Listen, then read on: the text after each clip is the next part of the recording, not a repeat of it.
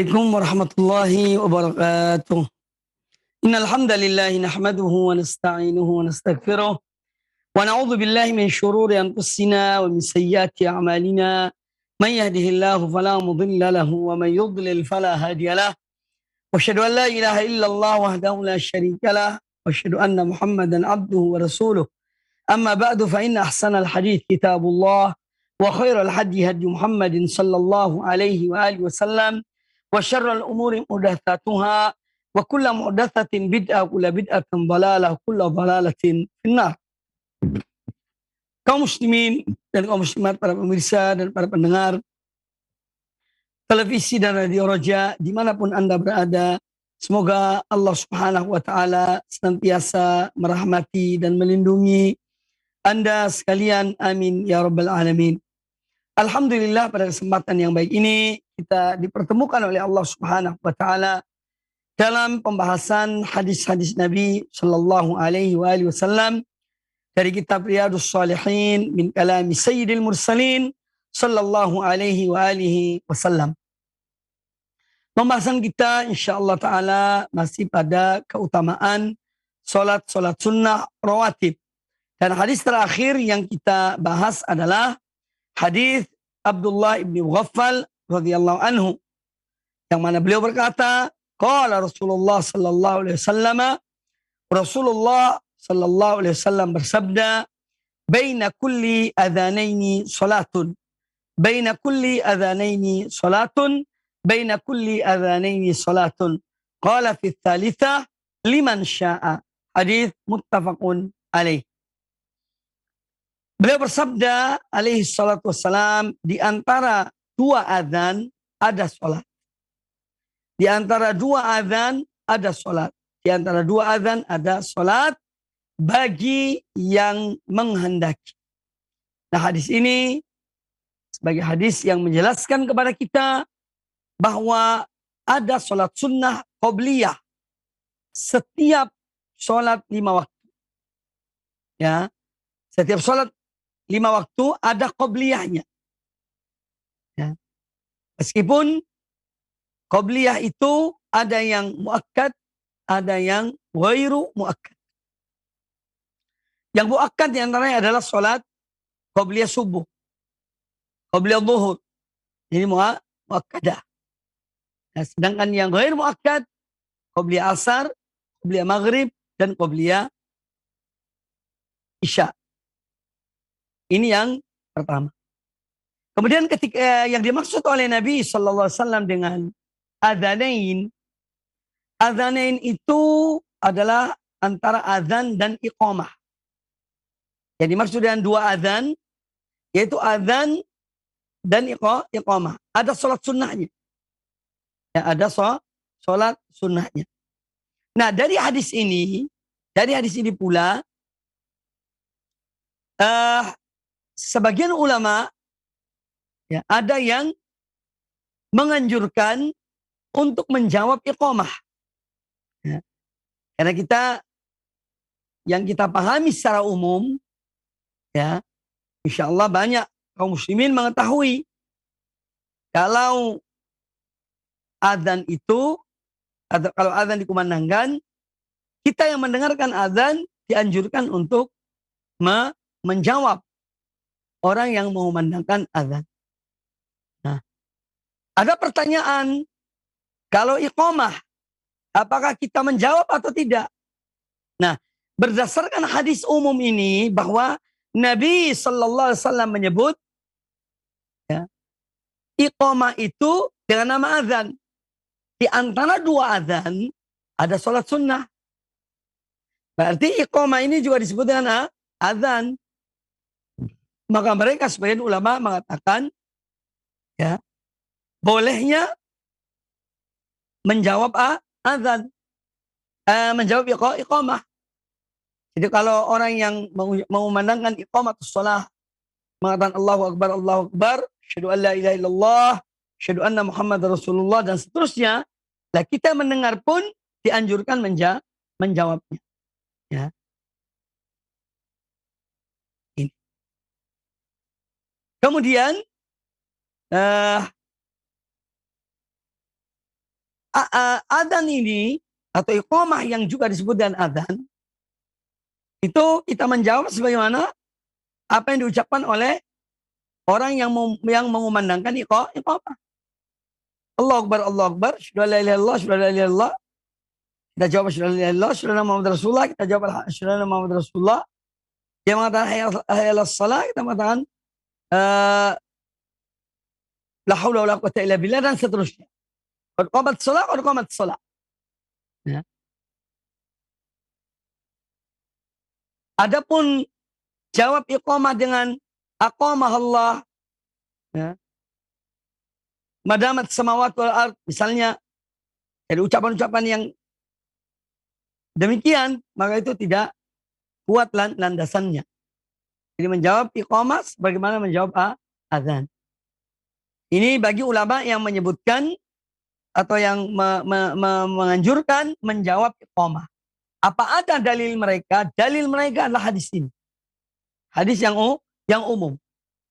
Karena Nabi SAW menyebut iqamah itu juga dengan istilah adzan. Sedangkan kita ketahui adzan itu kalau kita dengar, kita mendengar adzan dikumandangkan, kita dianjurkan menjawabnya. Maka demikian pula iqamah. Karena iqamah disebut juga adzan oleh Nabi SAW dalam hadis ini. Baina kulli adzanain. Di antara dua adzan, yaitu antara adzan dan iqamah. Itu ada sholat. Nah ini di antara wajhul istidlal. Sisi pengambilan dalil tentang adanya jawaban ketika iqamah dikumandangkan. Berdasarkan hadis ini. Karena Nabi SAW menyebut iqamah itu juga dengan nama adzan. Ini pendapat tentu sebagian ulama dan bukan pendapat jumhur ulama. Baik. Jadi hadis ini menjelaskan pada kita tentang adanya sholat qobliyah, ya, pada sholat 5 waktu. Ya, baik, subuh, zuhur, asar, maghrib, isya.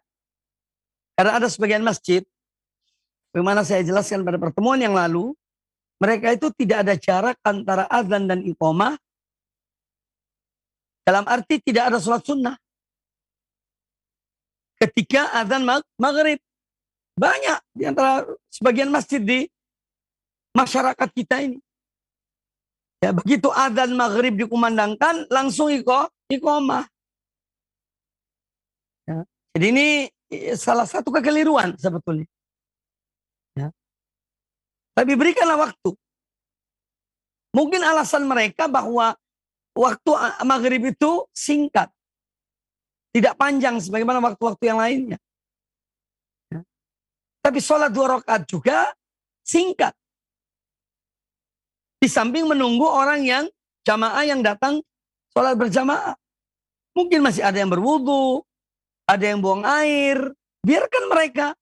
Berikan kesempatan mereka untuk sholat berjamaah. Yakni mendapatkan takbiratul ihram. Sambil memberikan jamaah yang sudah siap, berikan waktu pada mereka untuk sholat sunnah. Qobliyah maghrib. Jadi ada sholat qobliyah maghrib. Orang-orang yang mengatakan tidak ada qobliyah maghrib, ya mungkin belum sampai pada mereka hadis ini. Di hadis ini menjelaskan tentang adanya sholat qobliyah antara dua adzan, antara adzan dan iqamah. Itu ada sholat qobliyah. Ya. Demikian pula pada waktu maghrib. Demikian pula pada waktu maghrib. Ada sunnah qobliyah maghrib. Bahkan beliau mengatakan di sini pada yang ketiga, liman sya'a. Bagi yang mau. Bagi yang mau. Baik. Bab yang berikutnya, babu takhiri rakaat sunnatis subah. Bab tentang penekanan sholat sunnah qobliyah subuh. Ya, sholat sunnah qobliyah subuh ini sholat yang lebih baik daripada dunia dan isinya. Dan Nabi SAW tidak pernah meninggalkannya. Nanti akan kita bacakan sejumlah hadis berkaitan dengan sholat sunnah qabliyah subuh. An Aisyah radhiyallahu anha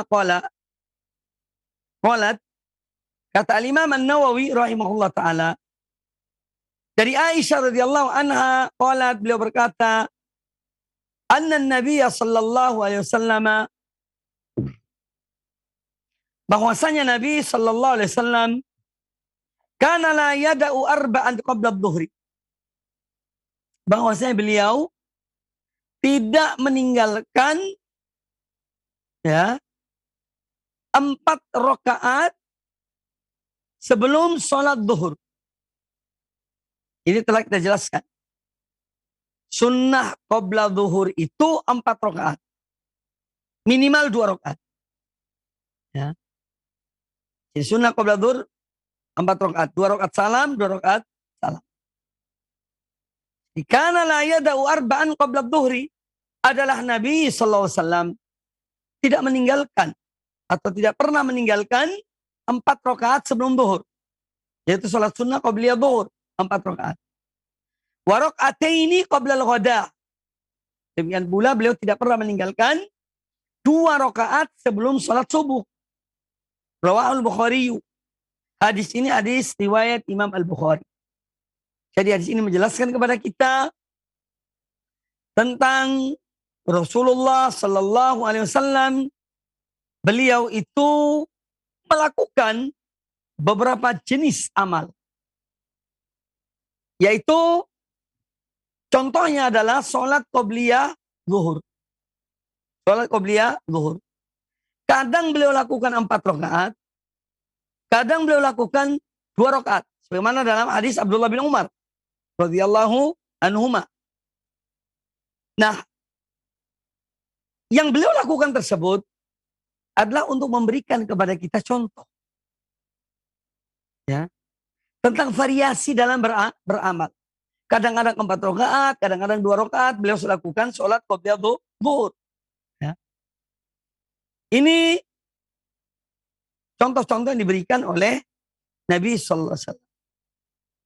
Jadi kalau seorang punya waktu, cukup waktunya sholat 4 rakaat sebelum subuh, sebelum zuhur, sholatlah 4 rakaat sebelum zuhur.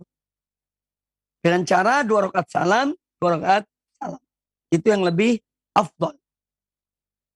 Kemudian kalau seorang tidak punya waktu untuk sholat sunnah qabliyah zuhur, kecuali 2 rakaat, maka sholatlah 2 rakaat.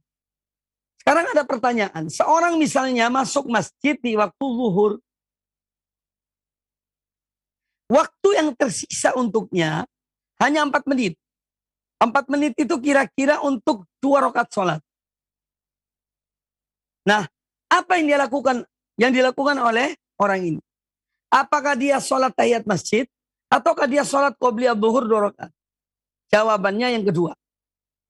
Sholat qobliyah zuhur 2 rakaat. Ya. Sholat qobliyah zuhur 2 rakaat. Jadi bukan sholat tahiyat masjid.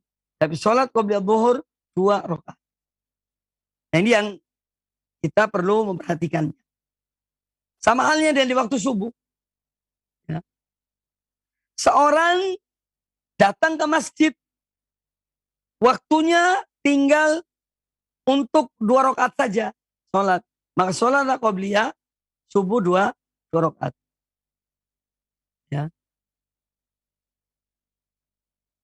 Kalau misalnya ada orang, dia sholat sunnah qobliyah subuh 2 rakaat di rumahnya. Kebetulan masjidnya dekat. Kemudian setelah sholat sunnah qobliyah subuh 2 rakaat di rumahnya, dia datang ke masjid. Masih ada waktu kira-kira 5 menit. Bisa untuk mengerjakan sholat 2 rakaat. Bolehkah dia sholat tahiyat masjid? Padahal dia sudah sholat qobliyah subuh 2 rakaat. Jawabannya iya. Sebagian ulama berfatwa sholat 2 rakaat. Sholat tahiyat masjid. Ini beberapa masalah yang mungkin pernah kita alami. Ya. Kadang-kadang mungkin kita bertanya-tanya apa yang aku harus lakukan dan seterusnya. Kemudian hadis Aisyah radhiyallahu anha ini menjelaskan kepada kita tentang keutamaan 2 rakaat sebelum subuh, yang mana Rasulullah SAW beliau selalu mengerjakannya sebagaimana dalam hadis berikut ini. Wa anha qalat, dan juga dari Ummul Mukminin Aisyah radhiyallahu anha. Qalat, beliau berkata, lam yakun an-nabiyyu sallallahu alaihi wasallam ala syai'in minan nawafil ashadda ta'ahudan minhu ala rak'atay al-fajri. Hadis muttafaqun alaih. Kata Ummul Mukminin radhiyallahu anha bahwa Nabi sallallahu alaihi wasallam ya, tidak ada sholat sunnah yang beliau sangat memperhatikannya ya dalam mengerjakan sholat sunnah tersebut seperti 2 rakaat sebelum sholat subuh. Ini artinya bahwa Nabi alaihissalam betul-betul memperhatikan masalah 2 rakaat sebelum subuh. Ya. Nah, yang kedua yang harus dipahami, yang dimaksud dengan rak'atay al-fajr, ya, karena ada sebagian kaum muslimin itu memisahkan antara qobliyah subuh dengan sunnatul fajar. Ya, ada sebagian di antara mereka mengerjakan sunnatul fajar 2 rakaat sebelum azan. Dia sholat 2 rakaat ketika menjelang azan subuh. Sunnatul fajar. Ada sebagian yang mengerjakan sesudah azan subuh, itu dia sholat dulu yang pertama sunnatul fajar 2 rakaat, yang kedua baru qobliyah subuh. Nah, perlu diketahui ya pada kaum muslimin yang belum mengetahuinya bahwa sunnatul fajar itu dialah qobliyah subuh. Tidak ada bedanya. Ya, jadi jangan dipisahkan. Jadi sunnatul fajar itu adalah qobliyah subuh. Makanya sholat sesudah adzan dikumandangkan di waktu subuh itu hanya 2 rakaat. Bukan 4 rakaat, tapi 2 rakaat. Itu sholat sunnatul fajar, yaitulah dia sholat qobliyah subuh. Tidak dipisahkan. Ya. Sunnatul fajar itu dan qobliyah subuh itu 2 nama untuk sesuatu yang satu. Bukan 2 yang berbeda, tidak. Ya. Nah, ini perlu dipahami oleh sebagian kaum muslimin yang belum memahami masalah ini. Karena ada sebagian yang sunnatul fajar dipisahkan dengan qobliyah subuh. Padahal sunnatul fajar itulah qobliyah subuh. Tidak, bukan 2 sholat yang berbeda. Tapi satu sholat, tapi namanya 2. Satu sholat namanya 2. Ya. Disebutkan dalam hadis ini, rak'atay al-fajr.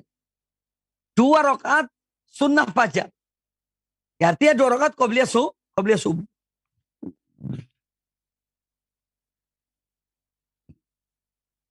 Hadis ini menjelaskan kepada kita ketika Aisyah mengatakan bahwasanya Nabi alaihissalam ya, tidak ada sholat sunnah yang beliau betul-betul mencermatinya, memperhatikan dia dalam arti beliau tidak meninggalkannya seperti sholat 2 rakaat sebelum subuh. Ini menunjukkan bahwa sholat-sholat sunnah itu juga berbeda-beda, bertingkat-tingkat dalam hal keutamaan. Berbeda-beda. Ini bertingkat-tingkat. Nah, makanya sholat sunnatul fajar ini, yang qobliyah subuh ini, betul-betul diperhatikan oleh Nabi alaihissalam. Ya. Dan tetap kita memahami bahwa sunnatul fajar atau qobliyah subuh ini sholat sunnah yang tidak wajib. Hanya saja Nabi sallallahu alaihi wasallam betul-betul memperhatikan sholat ini. Tapi dia tetap sunnah hukumnya. Statusnya tetap sebagai sholat sunnah. Bukan sholat wajib. Karena sholat wajib hanya 5. Subuh, duhur, asar, maghrib, isya. Ini sholat wajib. Jadi sholat sunnatul fajar atau sunnah qobliyah subuh, ini adalah sangat dianjurkan. Ya, hukumnya juga tetap sunnah. Namun memiliki fadilah yang besar. Khairun minad dunya wa ma fiha. Ya. Rak'atul fajri khairun minad dunya wa ma fiha. Atau kama qala Nabi sallallahu alaihi wasallam. 2 rakaat sebelum sholat subuh itu lebih baik daripada dunia dan seisinya. Ya. Makanya jangan kita remehkan, jangan kita gampangkan.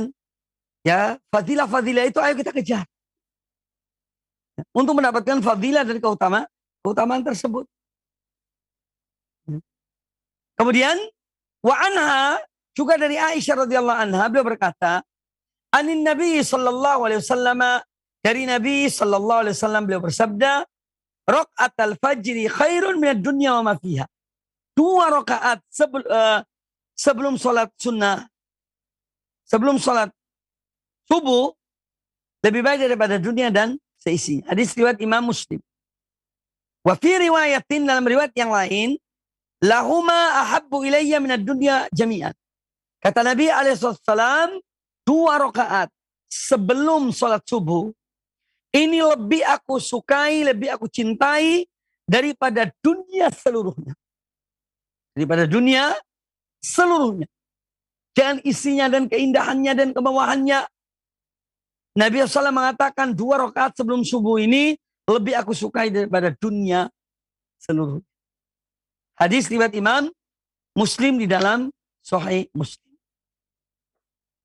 Nah, oleh karena itu dapat dipahami dari hadis-hadis ini tentang keutamaan sholat sunnah qobliyah subuh. Ya. Dan itu lebih baik daripada dunia dan seisi. Ini menunjukkan apa yang disiapkan oleh Allah Subhanahu wa taala bagi hamba-hamba yang bertakwa di surga kelak, bagi hamba-hamba yang beriman. Sesuatu yang jika dibandingkan dengan dunia ini tidak ada apa-apanya dunia ini. Dibandingkan dengan apa yang Allah siapkan untuk hamba-hamba yang beriman dan bertakwa dan beramal soleh dan istiqamah. Yang Allah siapkan untuk mereka di surga, dibandingkan dengan dunia ini, tidak ada apa-apanya dunia ini. Ya. Kemudian, bahwa sholat adalah penyejuk hati seorang mukmin.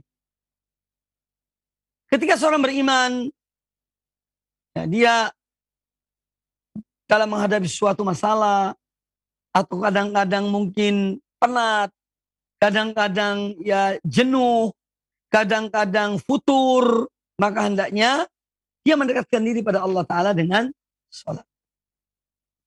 Sholatlah, sholat sunnah. Ini akan menenteramkan jiwa seseorang. Ya, Allah menurunkan keterangan pada orang yang selalu mendekatkan diri pada Allah dengan mengerjakan sholat. Kemudian hadis yang berikutnya. Wa an Abi Abdullah Bilal bin Rabah radhiyallahu anhu. Bilal bin Rabah radhiyallahu anhu, seorang mantan budak yang dimerdekakan oleh Sayyiduna Abu Bakar Siddiq radhiyallahu anhu. Beliau adalah muadzin Rasulullah sallallahu alaihi wasallam, itu Bilal. Bahkan sampai saat ini muadzin diberi nama Bilal. Mana Bilalnya? Di mana muadzinnya? Ya. Ini di antara keutamaan Bilal radhiyallahu anhu. An Abi Abdullah Bilal bin Rabah radhiyallahu anhu muadzin Rasulullah sallallahu alaihi wasallam annahu ata Rasulullah sallallahu alaihi wasallam liyu'dinahu bis salatil ghada. Dari Abu Abdullah Bilal bin Rabah radhiyallahu anhu. Beliau adalah muadzin Rasulullah sallallahu alaihi wasallam. Pernah suatu ketika beliau itu datang ya ke rumah Rasulullah SAW, yang mana rumah Rasulullah SAW itu berdampingan dengan Masjid Nabawi. Beliau datang memberitahukan, yu'dzin artinya liyu'dzinahu bisolatil ghada. Untuk memberitahukan kepada beliau, kepada Nabi SAW, bahwa ini sudah masuk waktu sholat. Mereka segera akan mengumandangkan iqamah. Fasaqalat Aisyah Bilalan Ya. Bi amrin sa'alatu anhu. Ketika Bilal datang, ya, maka Bilal ini disibukkan oleh Ummul Mukminin Aisyah radhiyallahu taala anha yang satu urusan, yang mana Aisyah meminta tolong kepada Bilal untuk mengerjakannya. Hatta asbah jiddan. Sampai betul-betul sudah, yakni sangat sudah terang, ya, intinya tidak seperti biasa. Ya. Faqama Bilal fa'adzanahu bis-shalah. Maka Bilal kemudian memberitahukan kepada Nabi sallallahu alaihi wasallam tentang masuknya waktu sholat itu. Wa taba'a adzanahu falam yakhruj Rasulullah sallallahu alaihi wasallam. Dan beliau mengikuti dengan datangnya adzan itu, yang menyampaikan adzan, maka beliau Nabi sallallahu alaihi wasallam Bilal ingatkan lagi kepada Nabi sallallahu alaihi wasallam bahwa sudah saatnya untuk sholat. Falam yakhruj Rasulullah sallallahu alaihi wasallam. Namun Rasulullah SAW tidak kunjung keluar dari rumahnya. Falamma kharaja shalla bin nas. Kemudian setelah itu beliau keluar. Setelah keluar, beliau sholat bersama kaum muslimin. Sholat subuh. Fa akhbarahu anna Aisyah tasaghalatu bi amrin sa'alatu anhu hatta asbah jiddan. Ya. Maka kemudian fa akhbarahu, beliau memberitahukan bahwa Aisyah radhiyallahu anha ini ya, meminta sesuatu, ada suatu hal, perkara, urusan yang diminta oleh Aisyah radhiyallahu anha untuk beliau mengerjakannya sampai agak terang. Wa anna abta alaihi bil khuruj, dan bahwasanya beliau ya terlambat keluar. Jadi Bilal memberitahukan kepada Nabi SAW. Faqala an-Nabi sallallahu alaihi wasallam, maka Nabi sallallahu alaihi wasallam bersabda, "Inni kuntu raka'tu raka'atil fajr." Sesungguhnya aku ya masih sholat di rumah 2 rakaat sunatul fajr. Faqala ya Rasulullah, innaka asbahta jiddan. Maka Bilal bertanya kepada Nabi sallallahu alaihi wasallam, innaka asbahta jiddan, ini kok terlambat keluarnya Rasulullah. Ya, ini tidak seperti biasanya. Qal law asbahtu aktsar mimma asbahtu la raka'atuha. Maka kata Nabi alaihi salatu wassalam kepada Bilal, seandainya aku terlambat keluar, lebih terlambat dari yang tadi ini, aku akan tetap mengerjakan 2 rakaat sebelum sholat subuh. Ya. Wa ahsantuhuma. Dan aku akan memperbaiki, ini akan membaguskan 2 rakaat tersebut. Wa ajmaltuhuma. Dan aku akan memperindah 2 rakaat tersebut. Ya, hadis riwayat Imam Abu Dawud dan sanad yang hasan. Jadi hadis ini menjelaskan kepada kita ya tentang suatu kejadian yang pernah terjadi di zaman Nabi sallallahu alaihi wasallam. Ya, Bilal sebagaimana seorang muadzin, dia mengumandangkan azan, ya. Kemudian pada suatu pagi, Aisyah radhiyallahu anha menyuruh sesuatu perkara untuk dikerjakan oleh Bilal. Sehingga Bilal itu terlambat, agak lambat datang kepada Nabi SAW untuk memberitahukan bahwa sudah siap untuk dikumandangkan iqamah. Ya.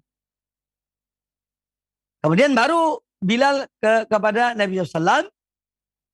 Beliau memberitahukan setelah mengerjakan urusan Aisyah tadi. Nah, Nabi SAW juga agak lambat keluar.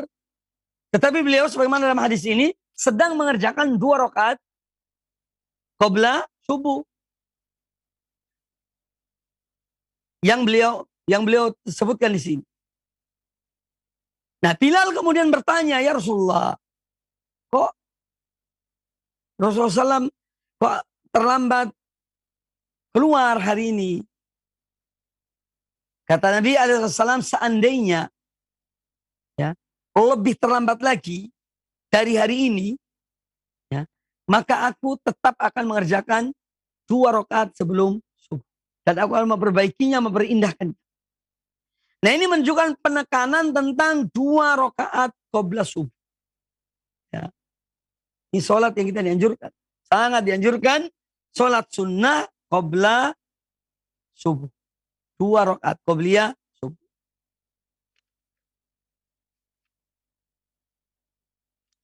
Nah, hadis ini menjelaskan pada kita bolehnya ya seorang wanita, dalam hal ini Aisyah radhiyallahu anha. Ya. Dalam hal ini adalah Aisyah radhiyallahu anha. Seorang wanita yang mana wanita ini putri dari seorang yang memerdekakan budak untuk berbicara dengan budak itu. Ya. Budak yang telah dimerdekakan oleh sang ayahnya. Karena Bilal dimerdekakan oleh Abu Bakar Siddiq. Dan dia sudah merdeka. Ya. Dan Aisyah radhiyallahu anha masih menyuruh beliau untuk satu perkara, satu urusan. Sehingga Bilal agak terlambat membangunkan atau memanggil Rasulullah SAW untuk sholat subuh. Jadi ini menunjukkan bolehnya seorang anak dari ayah yang memerdekakan budak ya untuk meminta kepada mantan budak itu agar untuk mengerjakan sesuatu, satu urusan. Bagaimana Aisyah meminta kepada Bilal untuk mengerjakan satu urusan ya yang dia tidak bisa mengerjakannya ya, sehingga minta bantuan kepada Bilal. Kemudian hadis ini menjelaskan pula kepada kita tentang keutamaan Aisyah Ummul Mukminin. Ya, dan bahwasanya beliau ya dihormati oleh Bilal. Ya, Bilal tetap taat menghormati kepada Ummul Mukminin Aisyah radhiyallahu anha. Sehingga dia melaksanakan apa yang diperintahkan oleh Ummul Mukminin Aisyah radhiyallahu anha. Dan Nabi SAW tahu masalah ini. Beliau tidak mencegah, beliau tidak melarang. Ini menunjukkan bolehnya Bilal berbicara dengan Aisyah radhiyallahu anha Ummul Mukminin. Kemudian melaksanakan apa yang diminta oleh Aisyah kepada Bilal untuk mengerjakan. Karena hal itu diketahui oleh Rasulullah SAW dan beliau membiarkan. Kemudian di sini menjelaskan kepada kita tentang boleh seorang bertanya suatu sebab dan boleh seorang memberitahukan apa sebab dari suatu kejadian yang terjadi. Bagaimana Bilal bertanya kepada Nabi SAW, ya Rasulullah, kok agak terlambat hari ini keluarnya dari rumahnya. Rasulullah kemudian menjelaskan, ya, dan beliau ternyata sedang sholat sunnah 2 rakaat. Kemudian di sini menjelaskan pula kepada kita tentang muadzin atau orang-orang yang sholat tetap menunggu imam. Selama imam itu dia imam rawatib di satu masjid. Ya. Dan dia mungkin agak terlambat keluarnya ke masjid. Maka makmum tetap menunggu imam tersebut. Ya.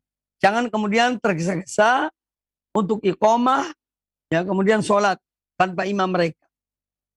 Ya, jadi dalam masjid yang ada imam rawatibnya, imam tetapnya, itu hendaknya tetap menghormati dan menunggu imam tersebut. Kecuali kalau imam itu berhalangan, baru kemudian yang lain yang menggantikan. Sebagaimana para sahabat dahulu menunggu iqamah dikumandangkan, yang mengumandangkannya adalah Bilal. Sementara Bilal masih ada urusan menunggu imam Rasulullah SAW sebagai imam Masjid Nabawi ketika itu. Semua menunggu dengan dan tenang, tidak gelisah. Ya. Jadi ini menunjukkan keutamaan atau menunjukkan bahwa makmum hendaknya tetap menunggu imam rawatib. Ya. Mungkin dia terlambat, tetap ditunggu. Kemudian masa penungguan ini tentu selama tidak habis waktunya. Kalau menunggu sampai dikhawatirkan akan habis waktu sholat, maka tidak usah menunggu. Langsung ada yang menggantikan. Iqamah dikumandangkan, kemudian ada yang menggantikan.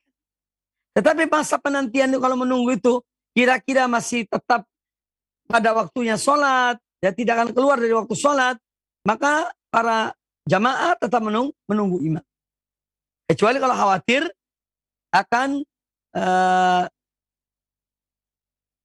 berlalu waktu, akan habisnya waktu sholat, baru kemudian digantikan oleh imam yang lain. Kemudian muadzin tetap memberitahukan kepada imam kalau memang sudah saatnya iqamah. Apalagi kalau imamnya sholat sunnah di rumahnya, sebagaimana Nabi SAW, rumah beliau dekat dengan masjid, berdampingan dengan Masjid Nabawi. Sehingga Bilal tinggal jalan sebentar, manggil Rasulullah SAW, kalau sudah saatnya iqamah. Ya.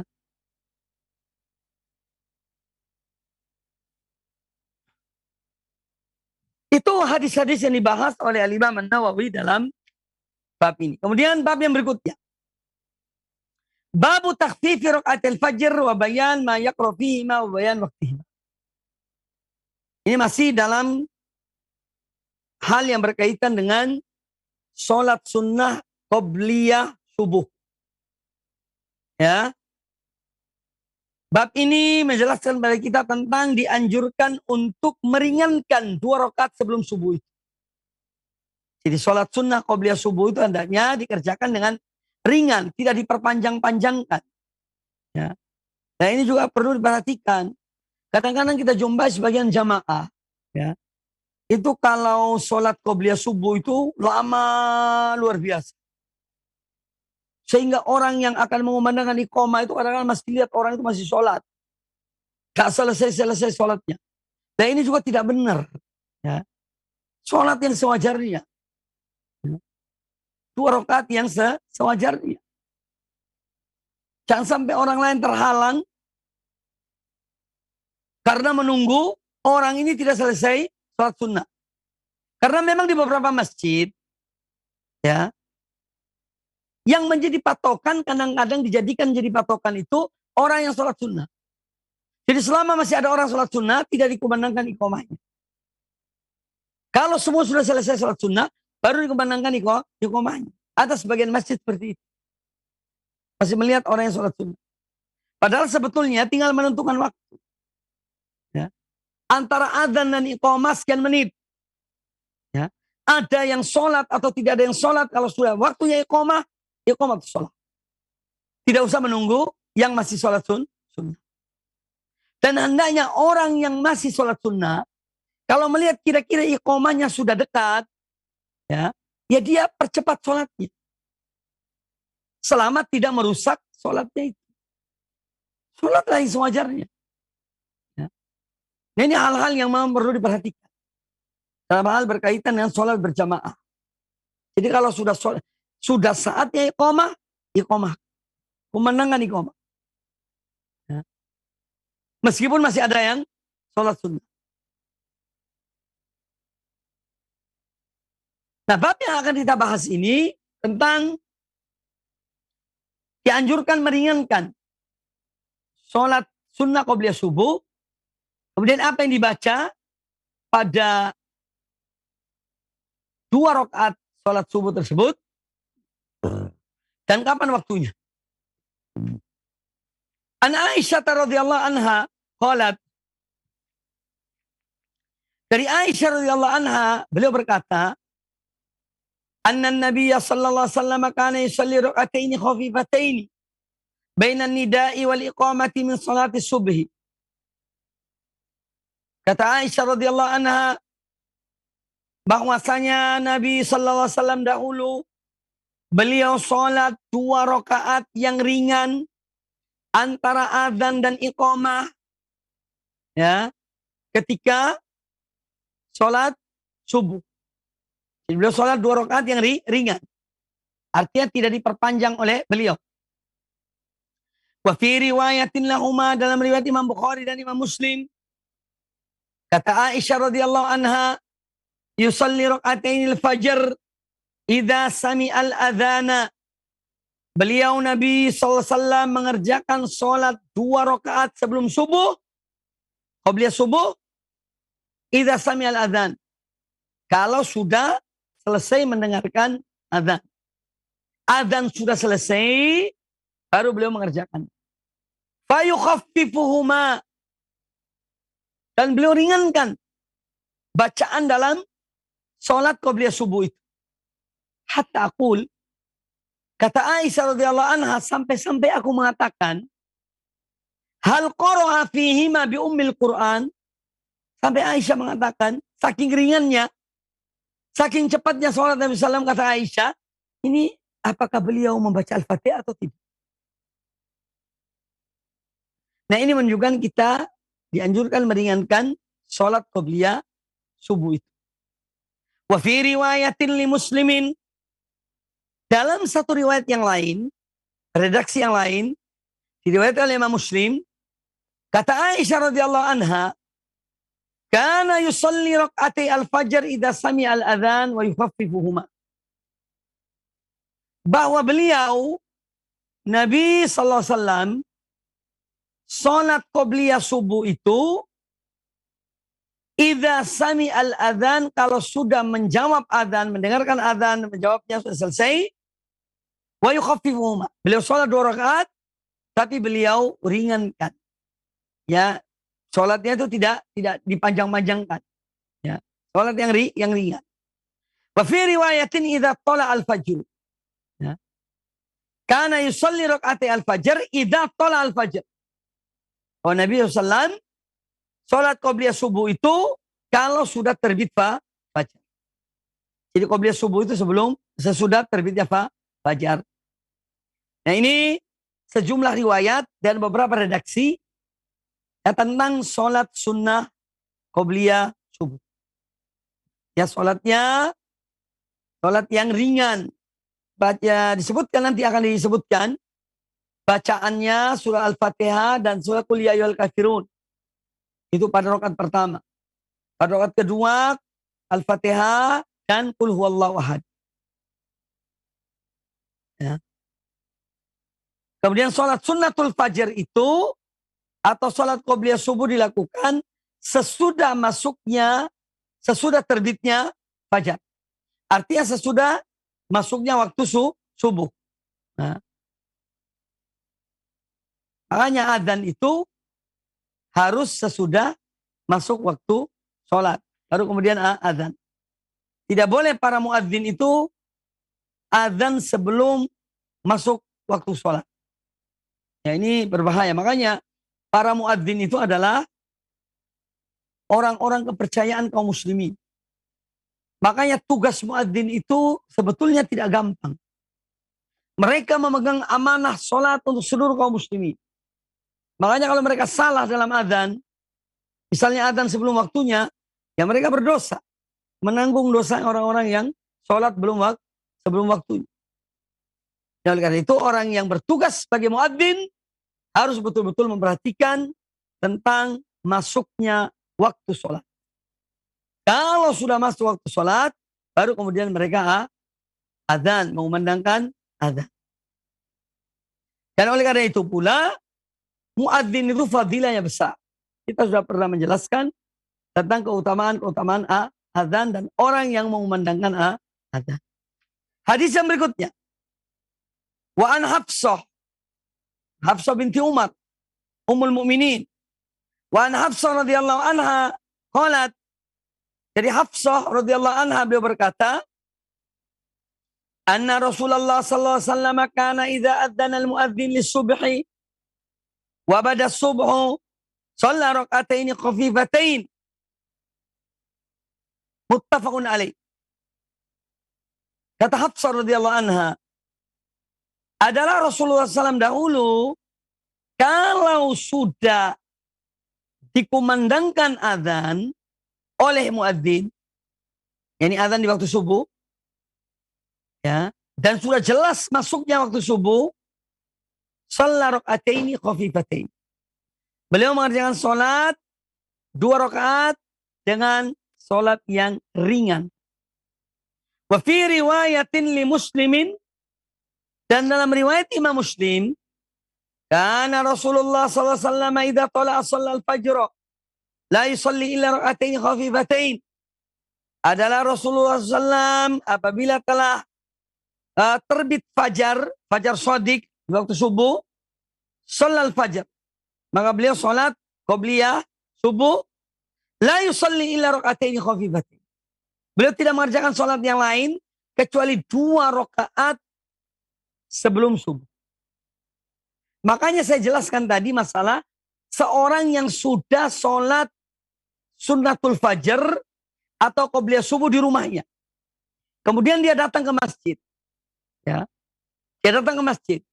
Masih ada waktu untuk sholat tahiyat masjid. Boleh enggak dia sholat tahiyat masjid? Jawaban atau fatwa sebagian ulama, boleh. Ya. Boleh dia mengerjakan 2 rakaat tahiyat masjid. Kalau sudah sholat sunnatul qobliyah subuh di rumah. Karena memang sebetulnya setelah adzan dikumandangkan itu sholat sunnah hanya 2 rakaat. Sekarang pertanyaan, kalau seorang datang di masjid pas adzan dan dia belum sholat, jelas belum sholat qobliyah subuh. Seorang datang di masjid di waktu subuh, adzan sedang dikumandangkan, maka dia menunggu. Ya. Menunggu sampai selesai adzan, dia menjawab adzan, kemudian baca doa sesudah adzan. Kemudian apa yang dia kerjakan? Apakah pertama dia sholat tahiyat masjid dulu atau langsung 2 rakaat qobliyah subuh? Jawabannya langsung mengerjakan 2 rakaat qobliyah subuh. 2 rakaat qobliyah subuh. Ini yang patut untuk diketahui, dipahami oleh kaum muslimin. Karena apabila adzan telah dikumandangkan, pada hakikatnya adzan subuh, sudah dikumandangkan, maka sholat hanya 2 rakaat, yaitu qobliyah subuh. Bukan 4 rakaat atau lebih dari itu, tapi cukup 2 rakaat.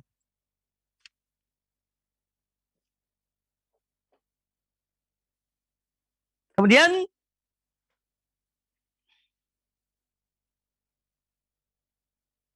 hadis yang berikutnya, an Ibnu Umar radhiyallahu anhu maqal, dari Abdullah bin Umar radhiyallahu anhu, beliau berkata, kana Rasulullah sallallahu alaihi wasallam yusalli minal laili mathna mathna wa yutiru bi rak'atin min akhiril lail wa yusalli ar-rak'ataini qabla salatil ghada wa ka'anna al-adhan bi udhunayhi. Muttafaqun alaih. Kata Abdullah bin Umar radhiyallahu anhuma, adalah Rasulullah sallallahu alaihi wasallam yusalli minal lail, beliau kalau sholat di malam hari, beliau sholat mathna mathna. Itu 2 rakaat salam, 2 rakaat salam. Jadi Abdullah bin Umar radhiyallahu anhu berkata bahwa dahulu Rasulullah sallallahu alaihi wasallam kalau sholat di malam hari itu 2 rakaat, 2 rakaat. Wa yutiru bi rak'atin min akhiril lail. Dan beliau witir dengan 1 rakaat di akhir malam. Ini sebelum adzan dikumandangkan. Beliau menutup sholat beliau di malam hari dengan witir 1 rakaat. Ya. Wa yusalli rak'ataini qabla salatil ghada. Dan beliau itu juga sholat 2 rakaat Qabla sholatil ghada, sebelum sholat subuh. Jadi kalau adzan sudah dikumandangkan, beliau sholat 2 rakaat qabliyah subuh. Wa ka'annal adzan bi udhuni. Jadi begitu mendengar adzan, beliau duduk sebentar menunggu. Setelah adzan dikumandangkan, adzan subuh, kemudian beliau sholat 2 rakaat qabliyah subuh. Nah, hadis ini, hadis Abdullah bin Umar ini menjelaskan pada kita tentang sholat di malam hari itu lebih afdol. Itu adalah 2 rakaat salam, 2 rakaat salam. Termasuk sholat tarawih. Ya. Karena ada beberapa cara dalam sholat tarawih itu. Ada sebagian kaum muslimin mengerjakan sholat tarawih itu 4 rakaat salam tanpa tasyahud pertama. Itu salah satu cara sholat tarawih. Tapi tidak lebih afdal. Yang lebih afdal, lebih utama itu adalah 2 rakaat salam, 2 rakaat salam, 2 rakaat salam. Itu lebih utama, lebih afdal. Ya. Makanya kata Abdullah bin Umar, ya, beliau bahwa Nabi SAW kalau sholat itu 2 rakaat, 2 rakaat. Dan Nabi SAW sendiri bersabda, sholatul lail wan nahar mathna mathna. Hadis sahih riwayat Imam Bukhari. Ya. Bahkan ada riwayat sholatul lail wan nahar. Jadi sholat sunnah itu baik di malam hari maupun di siang hari, itu yang lebih utama 2 rakaat salam, 2 rakaat salam. Meskipun ada cara yang lain 4 rakaat misalnya, ya, bagaimana dilakukan oleh sebagian kaum muslimin, itu boleh saja. Tapi tidak lebih afdal. Kemudian bahwa sholat witir adalah sholat yang dijadikan sholat yang terakhir sebagai penutup bagi sholat malam seseorang. Ya. Jadi sholat witir dijadikan penutup. Nah, sholat witir itu ya boleh dilakukan 3 rakaat sekaligus. Sholat witir boleh dilakukan 3 rakaat sekaligus. Ya. Rakaat pertama disunahkan membaca surat Al-A'la setelah Al-Fatihah Al-A'la. Sabbihisma rabbikal a'la. Rakaat kedua setelah Al-Fatihah Qul ya ayyuhal kafirun. Rakaat ketiga setelah Al-Fatihah Qul huwallahu ahad. Ya. Ada riwayat yang lain menyebutkan Qul huwallahu ahad, Qul a'udzu birabbil falaq, Qul a'udzu birabbin nas. Ya. Tapi yang banyak dilakukan oleh Nabi SAW, salat witir yang rakaat terakhir membaca Qul huwallahu ahad saja. Jadi boleh dilakukan 3 rakaat sekaligus. Kalau sholat witir ini dilakukan 3 rakaat sekaligus, itu tidak ada tasyahud awal.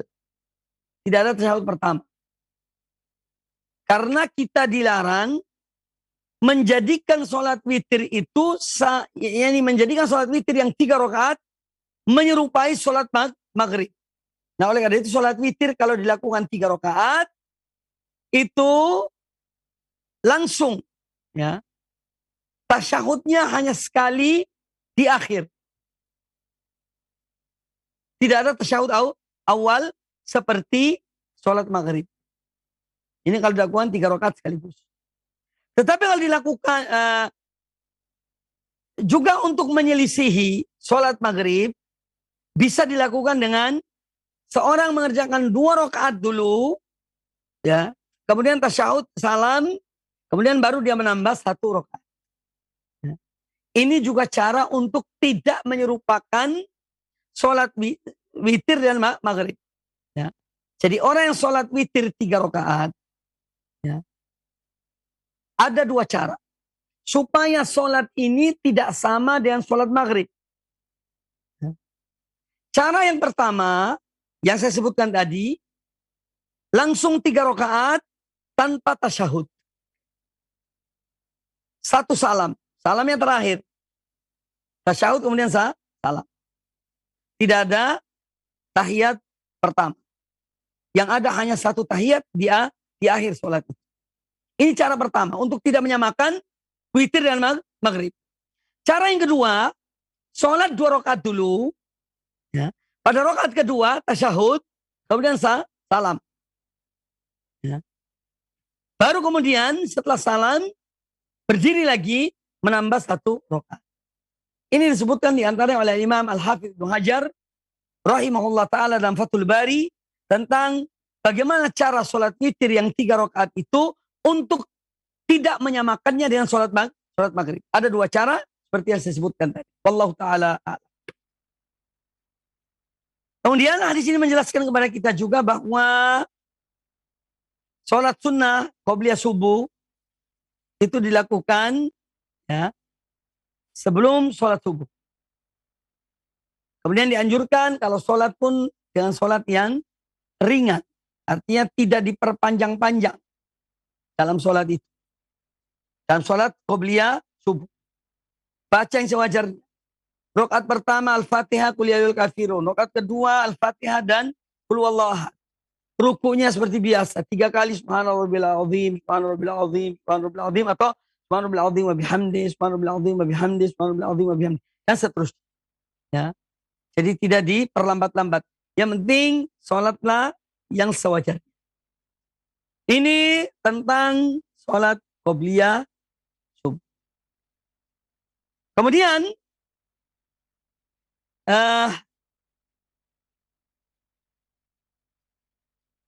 hadis yang berikutnya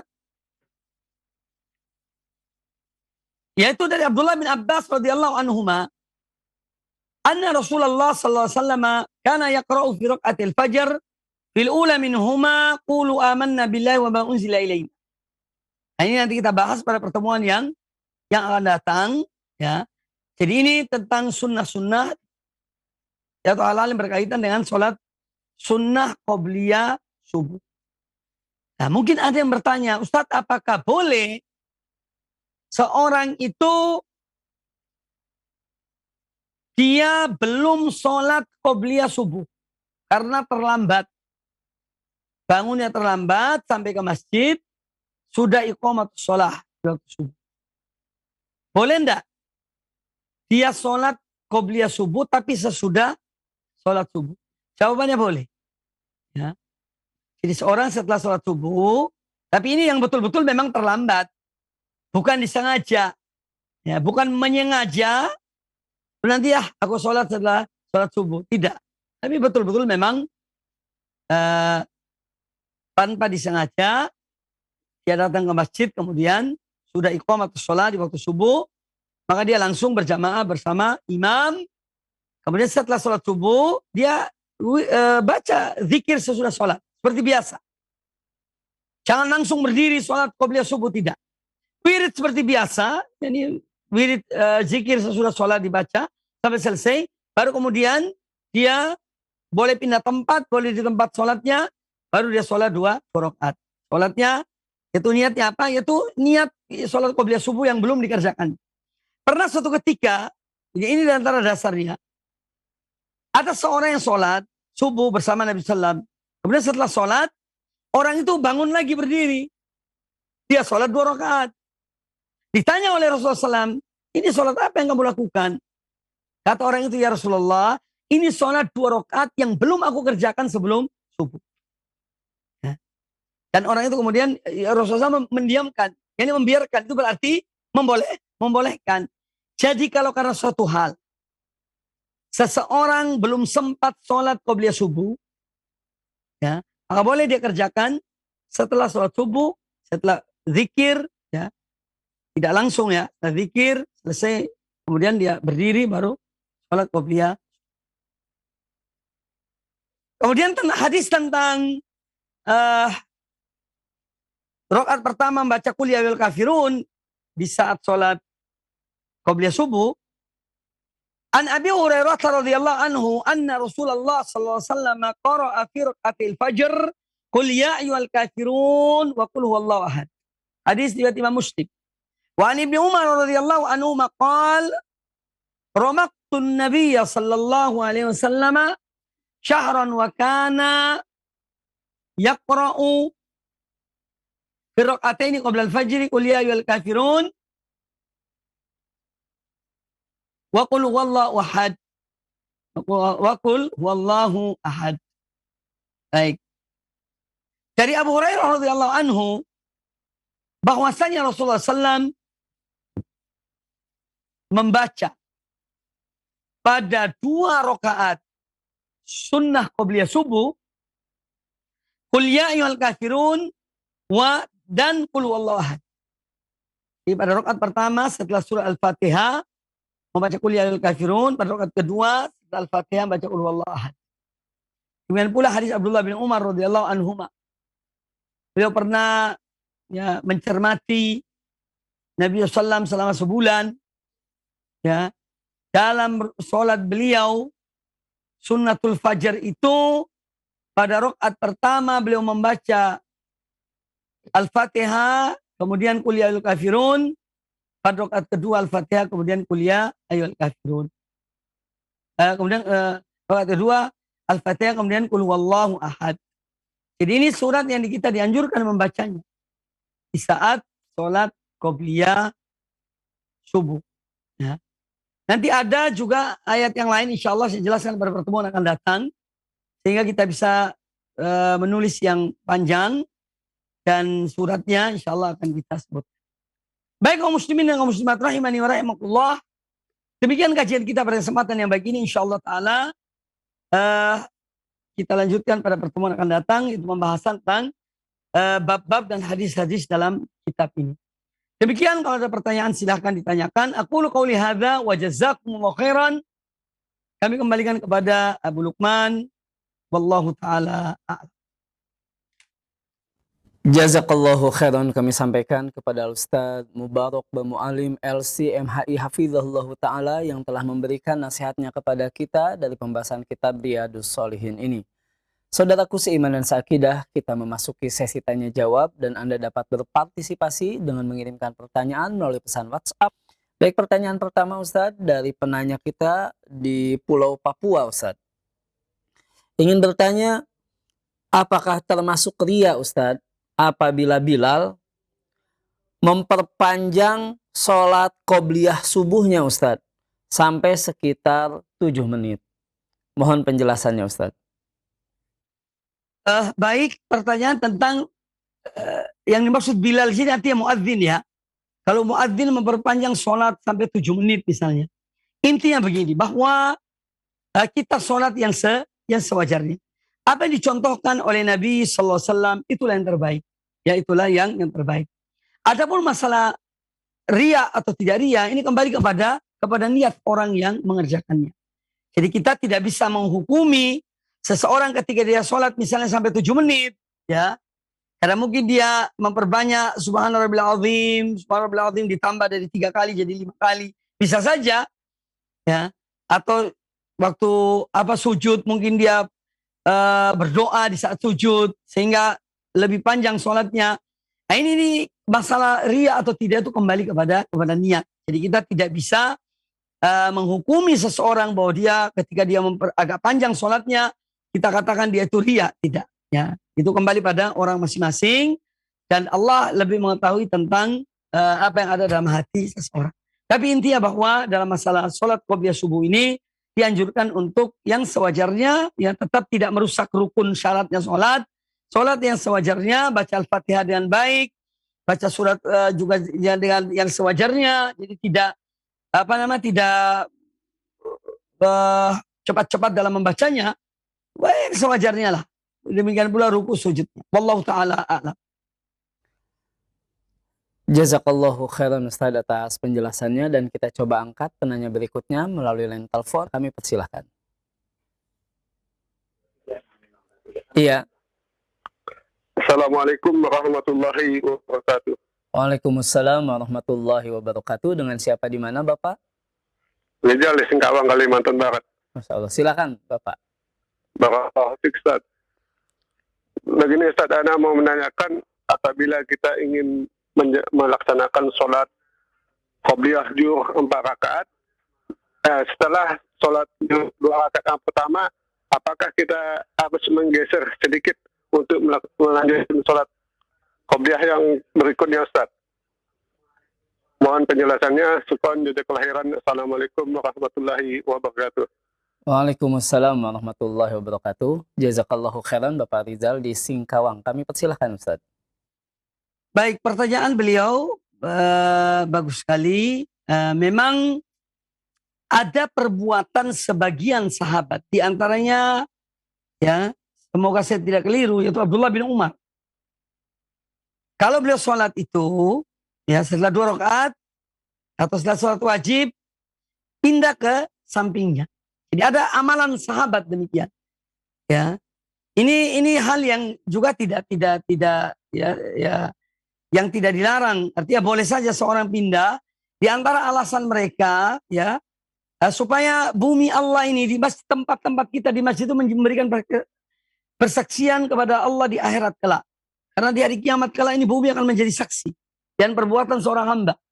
Nah, itu salah satu ya alasan yang disebut oleh yang menganjurkan pindah tempat. Ya, ketika sholat wajib selesai misalnya, seorang ingin pindah ke tempat, ingin mengerjakan sholat sunnah, dia pindah tempat.